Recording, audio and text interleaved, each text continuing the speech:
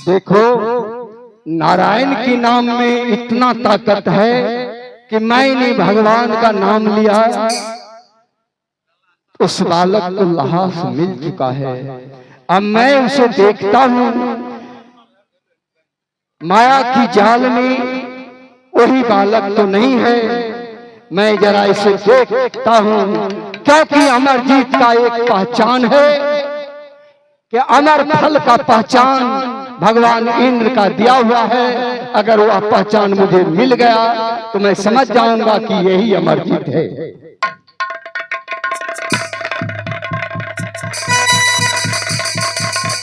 वही बालक है कि अमर फल का निशान है इसे सिर में।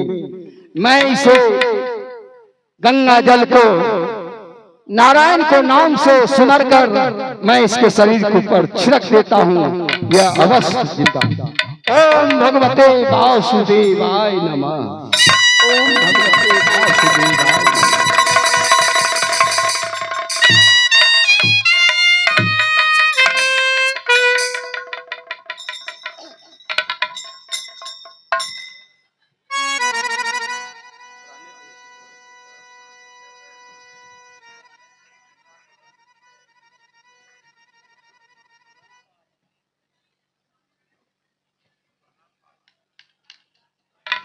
प्रणाम बाबा।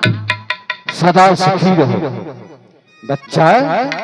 इस घनघोर जंगल में जहां बाघ सिंह सधन रहता है, वहां तुम गहरी नींद में क्यों सोया हुआ था? बाबा, आपने मुझे एक कच्चे नींद में क्यों जगा दिए? इसलिए कि कहीं अगर बाघ सिंह तुम्हें देख लिया तो तुम्हें खा जाता। साधु संत हूं, मेरा धर्म बचाना मेरा कर्तव्य बनता है। अगर तुम किसी को बेटा हो, भतीजा हो, अगर तुम्हें खा जाता तो तुम्हारा माँ रोता, पिताजी रोते, नगर समाज रो पड़ता। इसलिए मैं तुम्हें इस जंगल में जगाया हूं। बाबा, इस धरती पर अब कोई नहीं है मुझे। क्या क्या कहा तूने? क्या तुम्हारे माँ नहीं? क्या तुम्हारे पिता नहीं? क्या तुम्हारे घर नहीं? बाबा, सब कोई है, लेकिन मेरे लिए कोई नहीं है। सब खत्म हो गया। इसका कारण क्या है? बताओ। क्या बताऊं बाबा? मैं राजमोहबा के रहने वाले हैं। क्या राजमोहबा का? हाँ। पिता का क्या नाम है? जंगीर उदल सिंह। माँ का क्या नाम है? सती फूला। अच्छा, तुम्हारे क्या नाम? हमारा नाम अमरजीत कुमार है। अच्छा, अमरजीत कुमार। तुमने इस घनघोर जंगल में आया कैसे? बाबा, यहाँ हमारे पिताजी ने गलत इल्जाम लगाकर मुझे फांसी की सजा दिया है। जाओ रे पापी, अपने पुत्र को अपने हाथ से फांसी दिया। यह सदा के लिए अन्याय हुआ है। ठीक है, तुम्हारे पिता ने सत्य किया था, सत्य के बंधन में बंधा हुआ था, इसलिए तुम्हें फांसी दिया गया। लेकिन अब मैं तुम्हें संसार को देखने लायक बनाया हूं। क्या तुम राजमोहबा जाओगे? नहीं बाबा, हम राजमोहबा जाएंगे तो फिर मेरे पिताजी ने मुझे मार देंगे। मैं कहाँ जाऊं बाबा? देखो, मैं तो साधु संत हूँ, हमारे साथ तुम्हें अच्छा नहीं होगा। क्योंकि साधु संत कभी भूखे सो जाता है, कभी बिस्तर नहीं मिलता है तो धूल पे सो जाता है, नंगे पांव चलता है। तुम उतना कष्ट बर्दाश्त नहीं करोगे, इसलिए मैं तुम्हारे अपने साथ में नहीं रखूंगा। तुम्हें एक रास्ता बता देता हूं। कैसा रास्ता बाबा? देखो, इस नदी के पार एक बिकटगढ़ है, जहां का राजा बिकट सिंह है। उसका एक ही पुत्री है जिसका नाम रूपवंती है। संसार में सबसे बड़ा हुआ वह एक रूपवंती लड़की है, वह भी एक पतिव्रता नारी है। तुम उस विकटगढ़ में जाओगे तो 14 कोस की लाल बाग होगा, बगीचा है, सुंदर सुंदर फूल है। वहां जाओ, उस बगीचा में जाकर तुम आराम करना। अगर वह रूपवंती अपनी सहेली के साथ आए बगीचा, तो उसे राज में नौकरी करके अपना जीवन को व्यतीत कर लेना। ठीक है बाबा। जाओ, मैं तुम्हें रास्ता बता दिया, अब मैं चलता हूँ। प्रणाम बाबा। सदा सुखी रहो।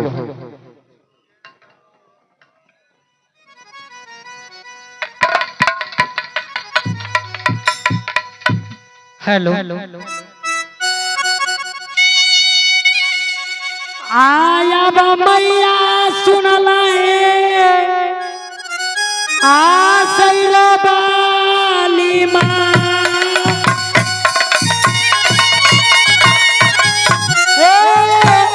रखिया नगरिया मैया, आइए बेटा बापे।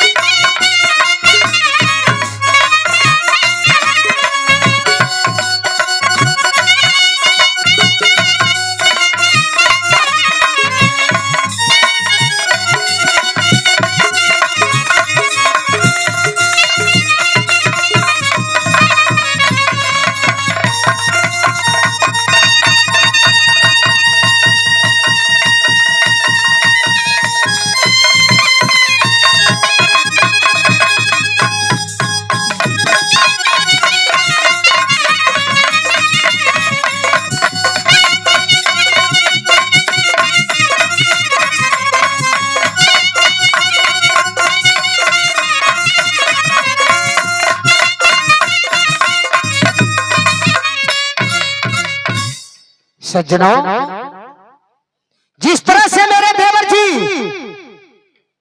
मेरे साथ सच किया है, आज मैं देखती हूं कि कोई पता नहीं लगा है उनका कि वो कहां है, क्या कर रहे हैं।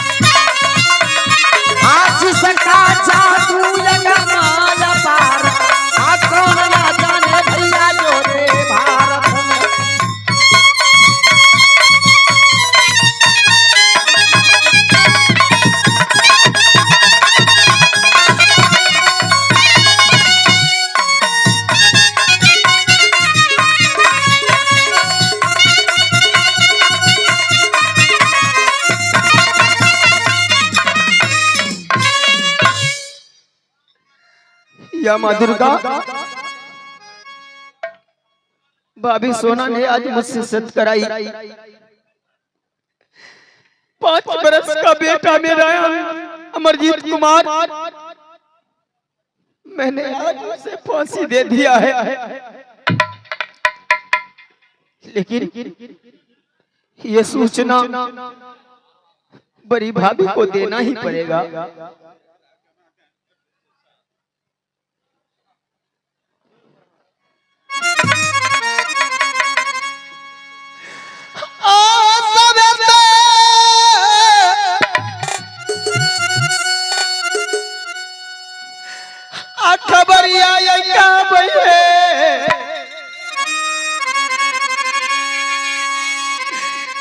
अब भाभी सोना के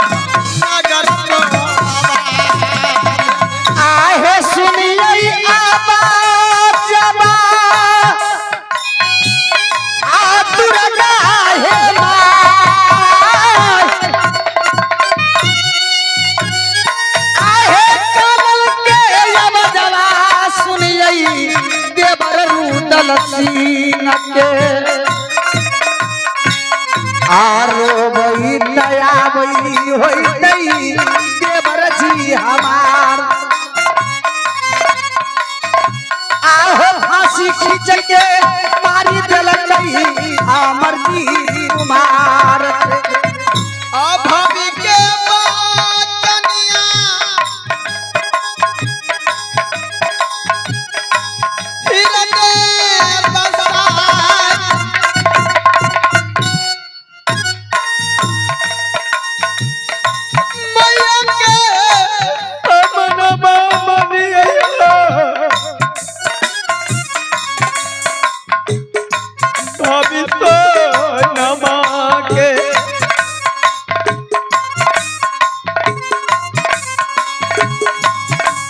बाली नमा दिल गई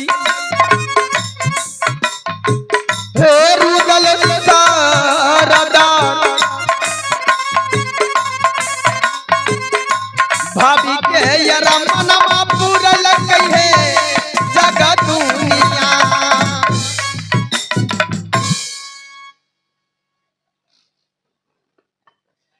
आहे झुकी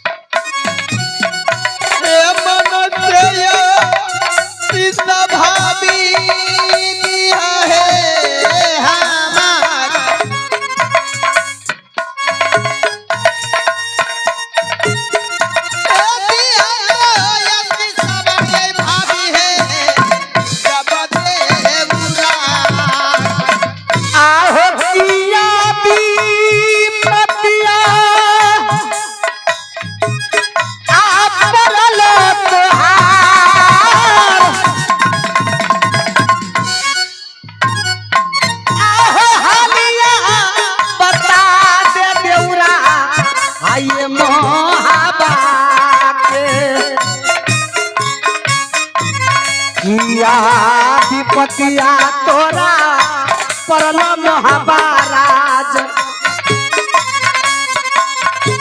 आहो भवने करनवायले भाभी तारा बार हे बेटा मोरा मरलई भौजो हे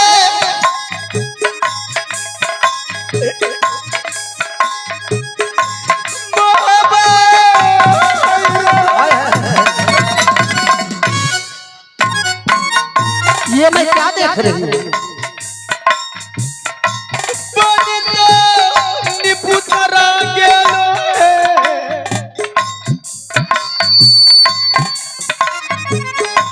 तोरो देउरा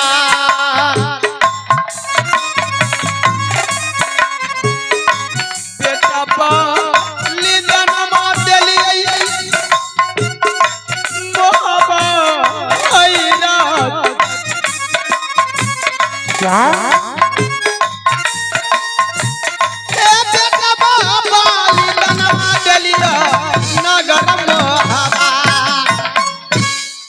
रुदल सिंह क्या कहने के लिए मेरी महल तक आए हो मैं ये जानना चाहती हूँ भाभी सोना आपके कहने के मुताबिक अगर आपने सत कराई तो मैंने अपने सत का पालन किया मैं बेटा अमरजीत को अब क्या चाहिए आपको फांसी खींच दिया हूँ बेटा मेरा मर चुका है क्या ये देखो दाग का कपड़ा मैं अपने बेटे को दाह संस्कार करने के लिए जा रहा हूँ भाभी मैं आपके पास इसलिए आया हूँ किस लिए आए हो आहे कुछ रुपया भौजो क्या आ दे दे हे